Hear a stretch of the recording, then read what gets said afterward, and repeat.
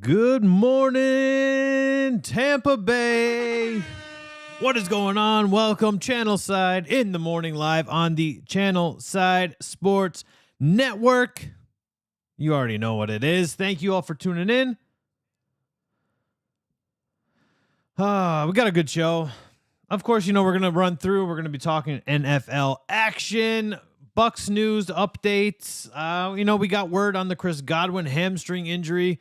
We've got some pro football focused grades to talk about. We've got all kinds of cool little tidbits of information to chat about, to talk about. We're going to have a hell of a lot of fun. You already know how we're going to do it here on Channelside in the morning. The Lightning, I don't know if you guys even realize this. So this is kind of crazy to me, right? Is the Tampa Bay Lightning training camp started yesterday. I don't know if you guys realize that. Physicals were on the 11th on Sunday. Yesterday was the first time on ice for the Tampa Bay Lightning. We're also going to chat a little bit about our Tampa Bay Rays and the unfortunate recent skid that they've been on. It's not good. That's not where you want to be. You don't want to be skidding. But we knew that this was going to kind of happen, right? We kind of had an understanding that this was going to happen, largely in part because September was going to be a difficult time for the Tampa Bay Rays. We knew that they were going to struggle. We knew they were going to have problems, and they were going to just have issues kind of all around. So am I concerned? I am a little concerned. I don't want to lie to you and say that I'm not concerned. I think you should be. They dropped to the third spot, so we'll talk about that a little bit. But I think, come on. What are you guys here for? What are you guys here for? Yep, you're here for the same things that I'm here for. Let's hop right into it. NFL Week 1. Before we even do that, check the banner at the bottom of the screen. Main event debuts tonight. Channelside Sports main event. Not to be confused, it is not a pro wrestling show. They may talk about pro wrestling. Primetime Tony Pelly and John Decker are coming to you live to change Tuesday nights in Tampa forever. 8 p.m. exclusively on our YouTube page. Make sure you're tuning in.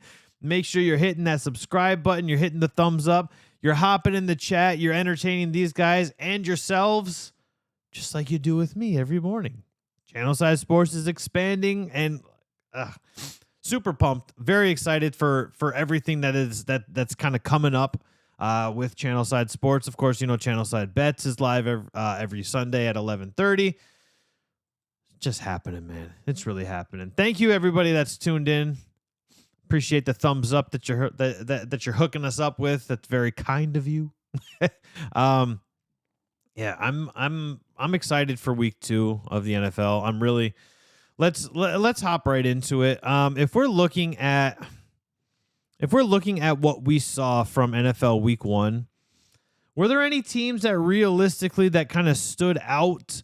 Were there any teams that fell flat? You know what? We'll take it from the top right here. How about teams that fell flat?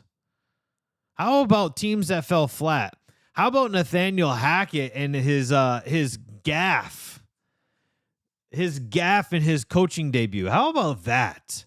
You've got Russell Wilson as your quarterback. You've got 2 timeouts remaining, and you say, let's go for a 64-yard field goal. How about that? You've got Russell Wilson. You've got Jerry Jeudy, who had 120 yards on 4 catches.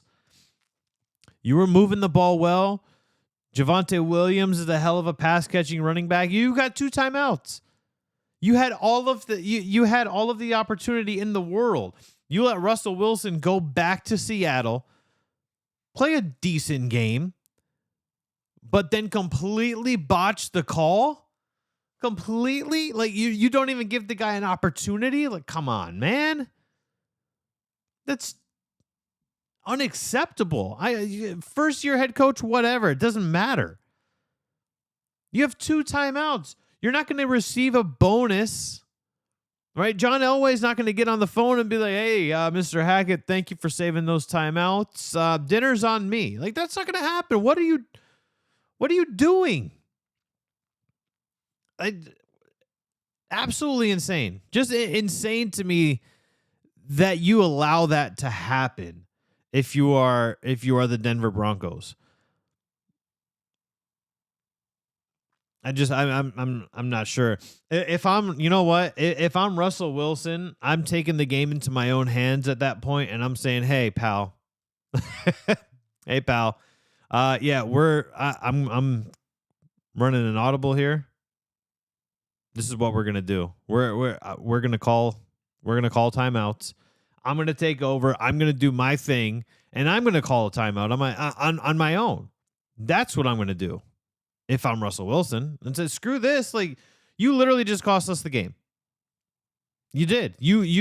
Nathaniel Hackett cost them the game. And it's very unfortunate for the Denver Broncos. You got to remember the Broncos last year, and I've said this a lot, whether it was here, whether it was Gridiron on Tap, I said this a lot. But I got it from the national media. I didn't just make this up. I can't take kudos to myself, and I can't take claim to myself. The Denver Broncos were literally a quarterback away from being a contender. Like, what more do you want? Well, now you got and we knew their defense was going to kind of fall back by the wayside, right? Because Vic Fangio is more of a defensive-minded head coach than obviously the offensive coordinator of the Green Bay Packers, who is now the head coach, Nathaniel Hackett. But that's unacceptable. You know, Seattle surprised a lot of people. Seattle was underdogs by 6.5 points. If you want more betting information, tune in. Tune in to Channelside Bets on Sundays at 11:30 a.m. if you want more DFS and fantasy advice and just throwing some money down. If it's legal in your area, because, you know, we approved betting in Florida, but for some reason we didn't. Not really sure how that one worked out, but nonetheless, this is where we are. Other teams that kind of shocked me. I know a lot of people are saying that they were shocked that the Atlanta Falcons hung with the New Orleans Saints, but I'll tell you, I'm not. I am not shocked that the Atlanta Falcons hung with the New Orleans Saints, because I knew that the Falcons were going to be good. Not necessarily good, but I knew that the Falcons were going to be a team that we needed to watch out for, especially with our Buccaneers in the NFC South. Do the Falcons stand a chance to take over? No, they don't. And, you know, I would argue that the New Orleans Saints are a much less complete team. At least the way that they looked compared to the Tampa Bay Buccaneers. You know, a not very fun tidbit of information is that Tom Brady had the shortest and the smallest average time to throw in week 1 with 2.17 seconds. So his pocket was not clean. That's got to be something that the Buccaneers address. Right? That's what the Buccaneers have to address, the offensive line. You can't expect 45-year-old Tom Brady to be on the run. He's going to get hit, hurried, and sacked a hell of a lot this season, and that's not what you want for a young quarterback, let alone a 45-year-old quarterback. That's not going to fly. You're not going to be able to withstand this if you're the Tampa Bay Buccaneers. You've got to figure out a way to get Tom Brady more than 2.17 seconds of clean time in the pocket. Tom Brady is probably the most intelligent quarterback in the NFL because of the things that he has seen, right? Tom Brady has seen everything in the NFL. Tom Brady has played against everything in the NFL. He can audible. He can read defenses, arguably better than anybody that is still remaining in the NFL. But here's the problem for Tom Brady. He's not a mobile quarterback, so he's going to be on the run all the time if we cannot protect him. Can we get by with Leonard Fournette? Look, if Leonard Fournette can average $120 every single game, that's going to help, right? Mike Evans still got his. Julio Jones looked good. Obviously, Chris Godwin, we found out that Chris Godwin is going to be sidelined for a few weeks with the hamstring tweak. And look, I know a lot of guys are saying, oh, well, he shouldn't have been out there anyway. We shouldn't have waited until he should have been out there when he was 100%. Guys, if he wasn't 100% coming off of ACL and MCL surgery, he wouldn't have been out there. Chris Godwin would not have been out there had he not been 100%. What you're failing to realize is that, yes, I understand that as Tampa Bay Buccaneers, as fans, we know that our players tend to go through a barrage of hamstring injuries every single season. The running joke in training camp with Mike Evans was, hey, at least he got the hamstring pull or tweak, whatever you want to use. At least he got that out of the way before the season started. What we have to remember is that a lot of times when you are coming from hamstring injuries, when you are coming from a knee injury, you are overcompensating the feeling of your knee, and you are going to strain a hamstring. Adrian Peterson did it. Chris Godwin just did it. Jeff Okudah has done it. Like, all of these guys that have torn their ACLs, watch. Jameis Winston might be the exception because he's not sprinting all out. Running backs and wide receivers are much more prone, and secondary are much more prone to having hamstring injuries because it happens. The natural human reaction is, this area was injured. I need to compensate to make sure that I don't injure it, even though I'm 100%, even though I'm fully healthy, even though I feel fine. The natural human reaction is to overcompensate for that, and that's where the hamstring tweaks come into play. Luckily for the Tampa Bay Buccaneers, Chris Godwin is going to miss only a few weeks, which is, Chris Godwin was 3 of 3 for 35 yards, I believe was his total. 3 of 3. Obviously you're going to miss Chris Godwin, right? There's no possible way that you don't miss Chris Godwin. But here's the thing: is that you've got Russell Gage. Russell Gage, you're starting to put in. You need to look at the big picture for the Buccaneers. Is that they've got an embarrassment of riches when it comes to the wide receiver position. Mike Evans got his, right? We saw Mike Evans. No wide receiver has more touchdowns on go and fade routes than Mike Evans. Since 2018? He's got 20 of them. Nobody's got more than Mike Evans. Julio Jones looked kind of like Julio Jones of old. The only maybe the fingertips are closing a little bit slower than before. That long catch that he typically would make that he didn't make. But look, the timing is not fully there for Tom Brady and Julio Jones yet. Don't worry about that. That's going to happen. You've got two of the most intelligent guys at their positions playing together. Don't worry about that. That's going to be fine. Don't worry about it. They're working Russell Gage back from a hamstring, and if we're looking at the entirety of the situation, the Buccaneers, as weird as that sounds, because Chris Godwin is such a good player, the Buccaneers can afford to be without Chris Godwin for a few games. How many times did we see Julio Jones and Mike Evans both out wide? And Julio Jones was almost running clear routes for Mike Evans. If Julio stays healthy, honestly, it might not even matter if Tom Brady's has the lowest time to throw in the NFL like he currently does. that might not even matter because they're so stacked. Leonard Fournette said it. This team is stacked. Tom Brady has not played with a group of guys this talented in his entire career. And he's not wrong. He's not wrong with it. That's 45 years old and has the best. That's absolutely insane. But can we rely on our defense is the thing. Is the Cowboys, we knew that the Cowboys were going to have a decent defense, right? But you only put up 19 points. You held them to 3, but I think a lot of that has to do with the fact that the Cowboys don't really have any talent at the wide receiver spot outside of CeeDee Lamb. Realistically, if we're looking at it, outside of CeeDee Lamb, Michael Gallup is hurt. He's not there.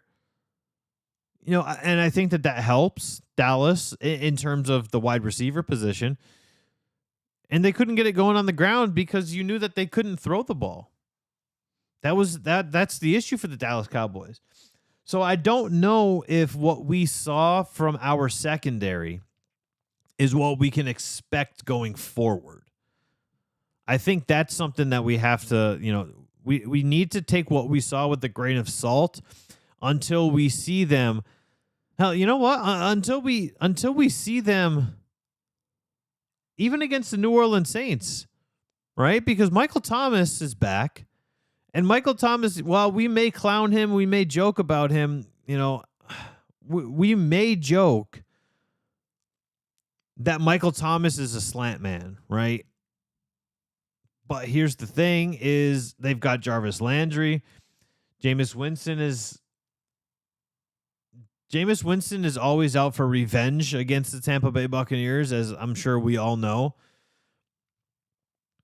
Alvin Kamara, you can't expect Alvin Kamara to really fall flat on his face every game like he did in week 1 against the Atlanta Falcons. And, they've always had our number.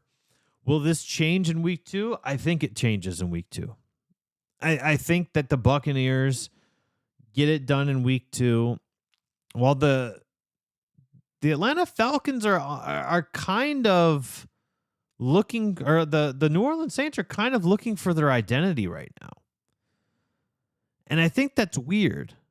I think that is very strange that the New Orleans Saints don't have an identity, right?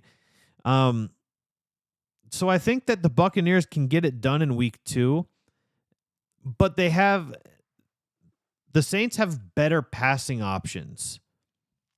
And that's what I'm looking for. If we can see, it's easy when you can sit there and you can literally press every single one of your guys. You can press all of the wide receivers because your secondary is better than anybody outside, including CeeDee Lamb, because CeeDee Lamb is going to be largely unproven as the wide receiver number 1. CeeDee Lamb always had the benefit of having Amari Cooper out on the field at the same time as him. You saw what happened. Couldn't really get CeeDee Lamb the ball because our secondary was taking care of it. And then it just so happens that everybody else on Dallas just can't catch the ball. It's going to be different when you play against Michael Thomas because he's going to run 3-yard slants all the time. Michael Thomas is going to catch a lot of passes. Jarvis Landry is a good wide receiver. I've been a Jarvis Landry fan since he was in Miami. That's where I kind of developed my love-hate relationship with Ryan Tannehill. Look, like Ryan Tannehill was able to give Jarvis Landry 100 receptions. That's where, Ryan Tannehill's not that good of a quarterback. Well, Jarvis Landry looked like a damn good wide receiver, and wide receivers and quarterbacks kind of complement each other. So if we can see what our defense can do against a more well-versed team on offense, like the New Orleans Saints, because we saw what the Dallas Cowboys are. The Dallas Cowboys are a huge question mark for them on offense. It's going to be a long season for the Cowboys and Cowboy fans, especially with Dak being out for 6 to 8 weeks. I would honestly don't be alarmed and don't be shocked if you hit the Twitter machine sometime within the next 2 weeks, or you turn on NFL Network or ESPN and you see that the Dallas Cowboys have picked up a free agent. They made a trade. They signed Cam Newton, something to get, because Cooper, look, players can say whatever they want to say about, yeah, we believe in Cooper Rush. If Kyle Trask was on the field for the Buccaneers, everybody would rally around Kyle Trask, because that's what you do. As a good teammate, that is what you do. So just Cowboys fans, I find it funny. I'm not saying the injury is funny, but I find it funny that every year, it's our year as Cowboys fans until it's not your year. And this time it's not your year very early. very, very early. It's not your year. Luka Decky was listed as the rookie that stood out most for the Tampa Bay Buccaneers. He had a 87.5% pass block win rate. Luke Gedeke he's going to look. We know Dallas has a solid defensive line. He wasn't the issue. 87.5% win rate and a 70.4% win rate in run blocking.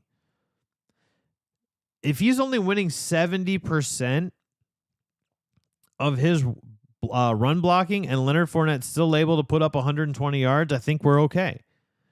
If he's able to protect Tom Brady 87.5% times, I think we're okay. I think we're looking, we're looking at other areas. We saw Tom Brady light up Robert Hainsey as they were walking off the sideline at one point. And that's what you need. You have to expect that to happen. You have to expect Robert Hainsey to get lit up by Tom Brady, right? You have to. That's what you need. You need Tom Brady to lay into your guys. You need Tom Brady to say, "Hey, you have to step it up," right? And I think it hits a little bit different if it's Tom Brady telling you to step it up versus like Justin Fields or Trey Lance or some of these newer guys.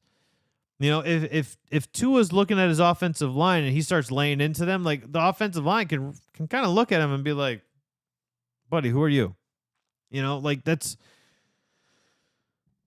I think it hits different, and I think it'll be nice to see how Robert Hainsey responds in week 2 against the team that has given the Buccaneers fits in the regular season. That's my thing, if you will, for where our Buccaneers are. Another team that kind of fell flat to me. Well, obviously we know that the LA Rams falling off, but you can kind of expect that to happen, right? You kind of expect the Super Bowl winning team. They always kind of come out flat because you've got all of the dog and pony show before the game. So your head's not necessarily there. You're thinking about the banner being raised. You're thinking about celebrating with the audience and the crowd is on their feet. Oh, and then, by the way, you've got arguably the best and most complete team in the NFL in the Buffalo Bills in town. I think we'll see a bounce back from the Rams. But I think the team that I was most shocked to see just completely fall apart was the Arizona Cardinals. They made the Kansas City Chiefs look like one of the best teams in the league in week 1. And that's not where you want to be.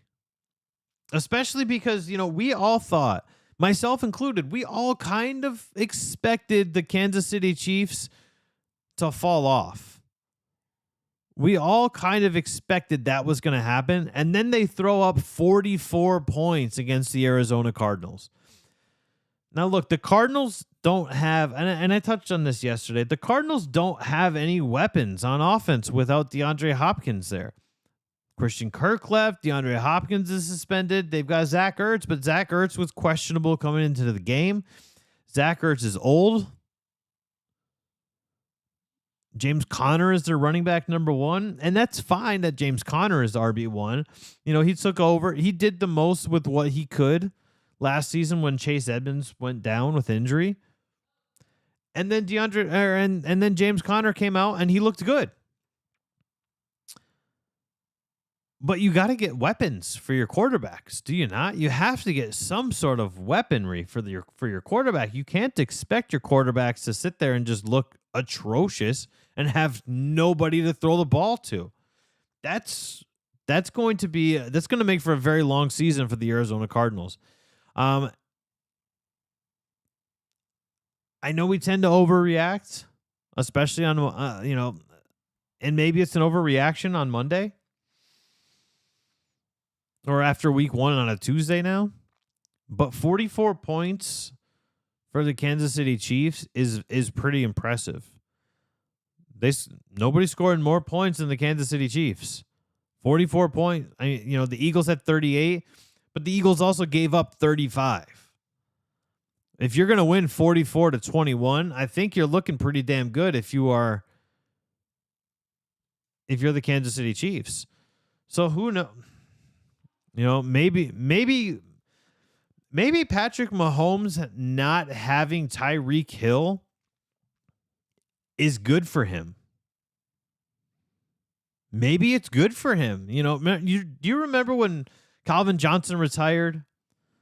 And everybody was like, oh boy, here we go. Matthew Stafford's going to fall on his face now. But then he had his best season in terms of completion percentage, in terms of interceptions.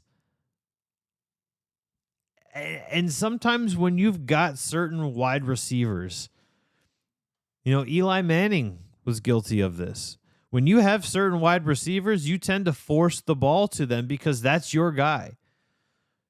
That's your guy. Your guy needs to get the ball. You need to feed your best wide receiver. And it's difficult. So maybe Patrick Mahomes is going to be better off by not having Tyreek Hill out there. And maybe Tua looks good. Technically, the Miami Dolphins are sitting number 1.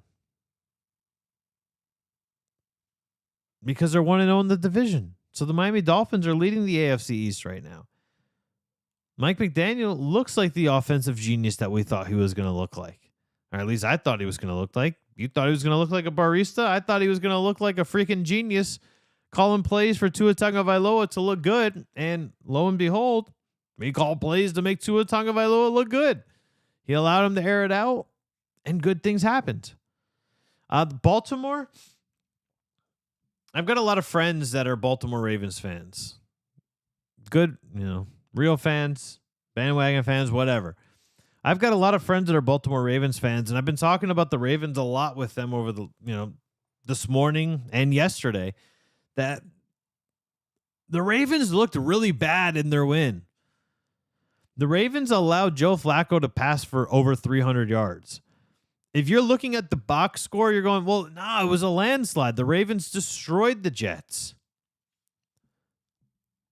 What did the Jets score? It was 24-9. But the Jets dominated in basically every facet. You're a run-first team as the Baltimore Ravens, and you only put 64 between everybody, including Lamar Jackson. You ran for 64 yards. The Jets had more rushing yards. They had more passing yards, which obviously means they had more total yards. They had more time of possession. The only difference is that Lamar Jackson was able to convert drives into touchdowns with 3 touchdown passes, whereas Joe Flacco just continued to stall drives. Joe Flacco was doing his best Carson Wentz impersonation of not being able to complete drives and finish by reaching the end zone. I mean, there's no way. You had to see the Jets losing to the Ravens. You had to see that coming. And if you look beyond the box score, the Ravens have a lot to figure out. They need J.K. Dobbins back. They really do. What is the AFC North and the NFC East are currently the toughest divisions. We knew the AFC North was going to be pretty tough. You know, a lot of people overlooked Pittsburgh. This is why I listed Pittsburgh as a trap game for the Buccaneers, is because a lot of people overlooked Pittsburgh. Yeah, and I know they won in overtime, but they also picked off Joe Burrow 4 times. Pittsburgh is going to be a force to be reckoned with this season in their own division, and they're going to be slept on. You got to remember, they lost TJ Watt with a pectoral tear. He might be gone for a while. He might be gone for, he might be 8-9 weeks. They lost Najee Harris for the game. You know, and if you lose Najee Harris, that kind of dumbs down your playbook to, hey, we're going to pass the ball primarily because we don't have one of the best and most reliable running backs in the NFL in Najee Harris, right? You get Najee Harris back, and now your offense is completely different. I think that if you're looking at Mitchell Trubisky, I think you're happy. You should be happy as a Pittsburgh Steelers fan with the way that Mitchell Trubisky looked in his debut in a Steelers uni. The Jags I was a little upset with. I thought the Jags were going to come out and they were going to fire on all cylinders. I thought the Jags were going to really put a stamp, but they didn't. We'll see what happens. Week 2, look, it's a long season. We know that. Every game matters, though. That's what's so fun about the NFL, is that every game matters. Thursday night, Los Angeles is at Kansas City. And this is the best part about football season for me, is especially with the Thursday night games. And I know a lot of people aren't fans of Thursday night football. I love Thursday night football personally. You've got Sunday, you've got Monday night, and then you've got Thursday night, and there's only 2 days. You got Friday and Saturday, and then you're back to Sunday again. You know, the weeks seem shorter, right? The weeks seem shorter when you've got Thursday night football, and I think that's the best part, is that the weeks just seem shorter. Early preliminary favorite matchups for me. I like Monday night. I like the Monday night matchup between Minnesota and Philly. I thought that this Monday night game was going to be a stinker, and it was a close game, yeah, but the Seahawks aren't an impressive team, and Nathaniel Hackett is, for whatever reason, not translating from a good offensive coordinator like he was in Green Bay to a good offensive-minded head coach in week 1. Arizona, I was looking forward to Arizona and Vegas, but Arizona already showed me that they have no offensive firepower right now. They didn't address Christian Kirk leaving. Obviously, you didn't prepare, and you can't expect DeAndre Hopkins to get suspended for 6 games. That kind of comes, out of nowhere. But I'm not really looking forward to that. Cincy and Dallas, I thought was going to be a good game, but I think that's also going to be a game that's going to be a stinker as well, because not only does Dallas not have any wide receivers outside of CeeDee Lamb, which Cincinnati's got a good secondary. All you have to do is just cover CeeDee Lamb, and we saw what will happen to the Dallas Cowboys. And, oh, by the way, Dak Prescott's not there. Cooper Rush is not going to burn you. Dak Prescott has the ability to burn you. Some of you guys might think that this is going to be crazy, but I'm really looking forward to Atlanta and LA. I'm looking forward to the Falcons and Rams game because I think that the Rams came out flat. I think the Rams are still a good team, right? Don't get me wrong. I think the Rams are still going to be a good team, but I'm really looking forward to seeing how the Falcons play. Because if the Falcons are in it for 2 straight weeks, that really kind of solidifies my thought process of the Atlanta Falcons are starting to figure things out in terms of their rebuild. And they were largely just kind of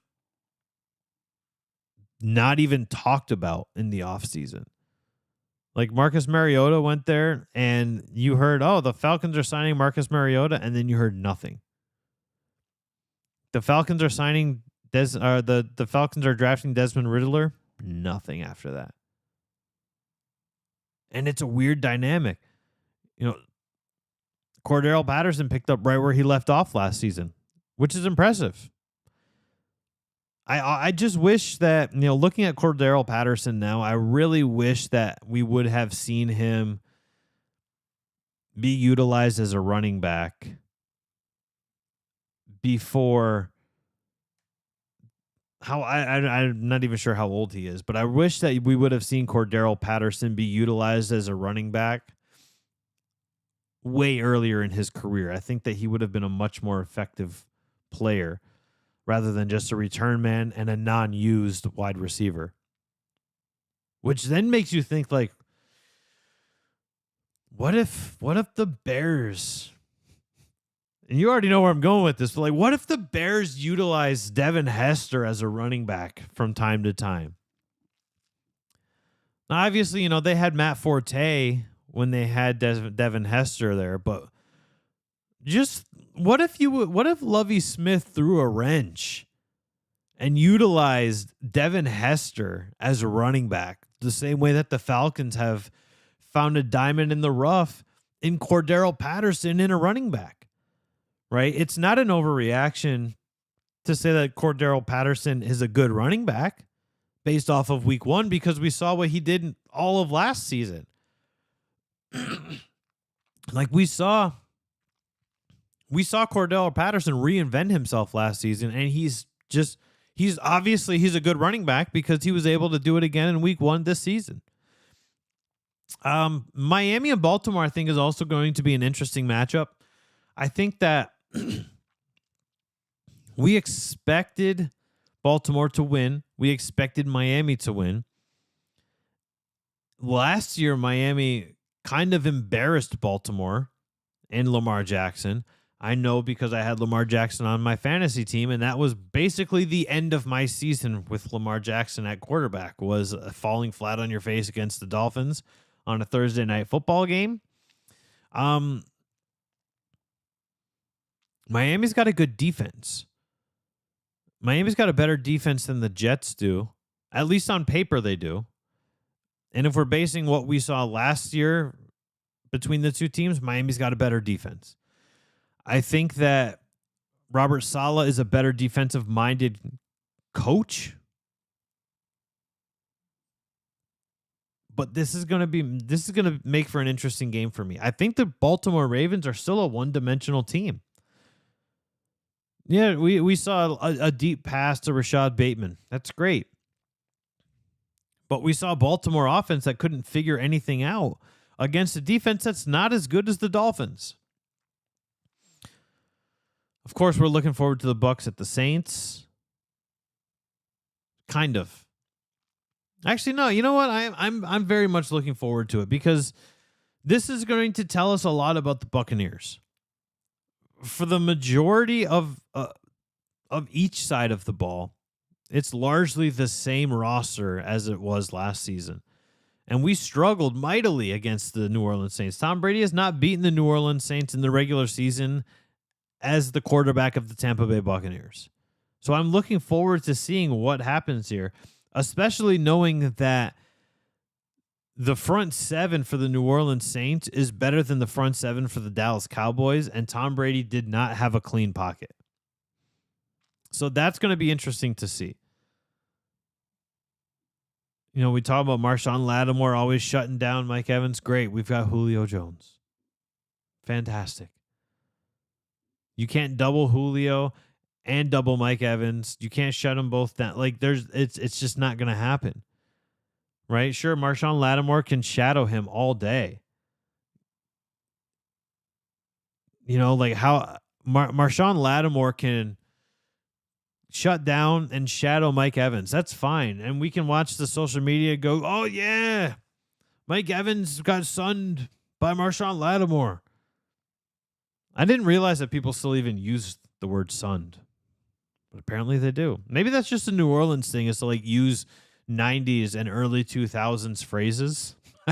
I don't really know. Washington at Detroit. Obviously, I'm always looking forward to the Detroit games because I want to see how the Lions rebuild is going. I'm one of those Lions fans. I've got my expectations in place, man. I know what to expect. It's not our year, right? Every year's our year. No, it's not. It's the second year of a rebuild. I'm not a moral victory guy, and you know that I'm not, which is why a lot of Tampa Bay Rays fans hated me early in the season. I'm not a moral victory guy, but I'm also a realistic person, and you need to see signs of improvement when you're in a rebuild. That's what you need, is you need to see signs of improvement. Just like how I was judging Kyle Trask in training camp and in preseason. I needed to see signs of improvement. First preseason game comes, I saw signs of improvement from Kyle Trask. And then we saw regression in games 2 and 3. It is what it is. Things are going to change, right? And especially when you do a live show every morning, things are going to change. You're not going to, it's not going to be all peaches and cream every morning. Something could happen at practice today, good, bad, or indifferent, and it's going to change. It's going to change the feeling. It's going to change the vibe tomorrow because that's how it works. Gene, you should be worried about the Rays. The 3-game losing streak right now, the last wild card slot, Gene, I think you might need to be worried about the Rays. They've got the most difficult remaining schedule for the rest of the season. They've got to figure that bad boy out. I think that's kind of it for the games that I'm looking forward to. Obviously, we'll talk a little bit more about those later on in the week. But I think that, let's jump right into it. Let's jump into it. Can the Rays hang on? They're 5.5 games up from the Baltimore Orioles. I think that's their saving grace. I think the saving grace for the Rays is that the Baltimore Orioles are the next team up. If you're looking at the standings, they no longer hold the tiebreaker over the Blue Jays. They're currently tied. So we'll see how the rest of this plays out. They've got a 5-game series against the Blue Jays. Talk about just a long, drawn out series. Like, who thought that this was a good idea? Holy crap. Just not necessarily feeling it when I look at like a 5-game series right before the playoffs, man. Like, we don't want that. Nobody wants a 5-game series to end the season. Is it cool that it's a divisional matchup? Sure, but that's as far as it goes. Because if they both happen to make the playoffs and play each other, we're gonna have a 5-game series, and then however long that the playoff series possibly can go. And that to me is just boring. Like, we don't want to have to deal with that. I think that that's boring to me. If we look at where the Rays are now, like I said, they're 5.5 games up from the Orioles, but the Orioles have an easy remainder of the season. The saving grace, if the Rays can figure it out, and something that I found that's interesting is I wonder if the Rays' confidence just got shooken a little bit over the weekend because they hadn't given up back-to-back double-digit runs since May, since it happened against the Angels, all the way back in May. So maybe the confidence just got shaken up a little bit. Figure it out, right the wrongs. You've still got, you're a half game behind both the Mariners and the Blue Jays, and you know that you hold the tiebreaker over the Mariners. The 3-game skid. This is the worst that the Rays have looked in over a month. And that's impressive. If we're talking about, man, we're on a 3-game skid and we're not enjoying it this late in the season and then piggybacking it and bookending it by saying, yeah, but this is the worst that they've looked in over a month, I think you're in a good position.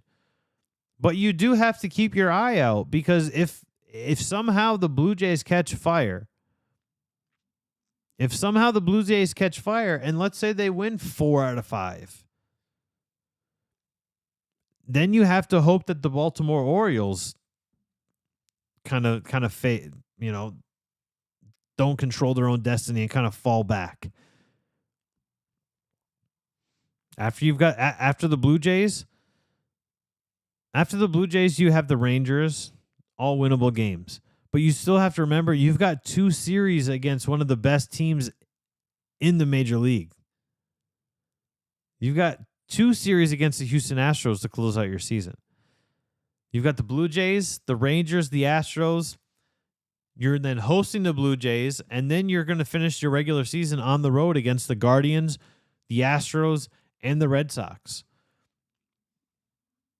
The Red Sox have been up and down all season. You don't know how the Red Sox are going to perform. You really don't, because the Red Sox are still, they're not technically out of it. Is it going to be difficult for the Red Sox to make a move? Yes, it will be. But the Red Sox are 10 games behind. Are we going to now say that that 10 games isn't a lot? Because all season we were saying, well, the Rays are only 8 games. They're only 10 games. They're only 7 games behind the Yankees. It's not a lot. It's not a lot. Now 10 games is a lot. I know there's not that many games left. The Red Sox are on a 2-game winning streak. They figured out something. Momentum is a real thing. I think we have to be, keep our eyes on what's happening behind us as well, but continue to plunge forward. Continue to look and say, okay, I think the Tampa Bay Rays are going to be okay and they'll make the playoffs. It worries me when, you've got 6 games that you could potentially lose against the Astros just because the Astros are so good this season. The Astros have been good since they won the World Series. Realistically, doesn't matter if they got busted it doesn't matter if they got busted or not. The Astros have been good ever since then. Shane McClanahan should be coming back with relatively soon. A lot of positivity and a lot of good things are coming up for the Tampa Bay Rays. You gotta help me with my pick'em league. Sure, Gene. Shoot me some information. We'll jump in there. Hopefully this isn't a pick'em for baseball. Hopefully it's not a pick'em for baseball. I'm not looking forward to that. The Rays, again, obviously, like I said, they're in the middle of their, not even in the middle. They're still on the back end, the front end of their 5-game series. This is the second game today. It's a 107. The matinee game in Toronto today. They've got to get it together. They've got to figure this out. And then, and close the gap. That 5.5 game cushion above the Orioles, that's nice. It's nice. But when you win the games that you're in, so you don't have to worry about what's happening behind you. Figure that bad boy out first. That's what I would tell you, is figure it out. What are they? They're a game and a half behind the Blue Jays now. No, I'm sorry. They're a half game behind the Blue Jays. They still got a 97.2% chance of making the playoffs. So, look, I'm okay with it. Half game behind the Blue Jays, and you got 4 more games against them. What do you have, 4? And then you got a 3-game series later on in the month, too. You've got 7 games remaining against the Blue Jays. You can make your move now. Close out. Win what over the next 7? Win 4 or 5 over the next 7. Close it out, and then you're going to be good. Then you'll be fine. You got a 5.5 game lead against the Orioles. The Yankees the Yankees never really looked like they were going to lose the division. They came out of the gates firing. And that's whatever. Like, don't have your eyes set on taking over first place. I know a lot of fans were looking at that going, "Oh my God, when we were streaking, fans were looking and going, "Oh my God, it can happen. The Rays can take over first place." Let's be realistic. It is what it is. The Tampa Bay Lightning, guys. They took. How exciting is it that the Tampa Bay Lightning? Unless you're a diehard hockey fan, you probably missed that September 11th was day one of training camp for most of the NHL teams. Unless you're a diehard, you probably missed that because you were focused on week one of the NFL. Yesterday, first time on the ice for the Tampa Bay Lightning. They've got a game on Sunday. It's their first preseason game. It'll be in Orlando against the St. Louis Blues. We'll see if we can get Henry Yoho from Bolts by the Bay on sometime this week. We'll talk a little bit of, kind of prep for the puck drop of the regular season. We're less than a month away from puck drop for the Tampa Bay Lightning on the regular season. And hockey just seems like it just ended. That's why I've been saying, man, September and October, especially in Tampa, so exciting. No matter if you're an Orlando Magic fan, it's exciting. If you're a Tampa Bay Lightning fan, it's exciting. Of course, the Buccaneers. The Buccaneers are Super Bowl contenders. In most sports books, they're the odds-on favorite to win the NFC and represent the NFC in the Super Bowl, largely against the Buffalo Bills.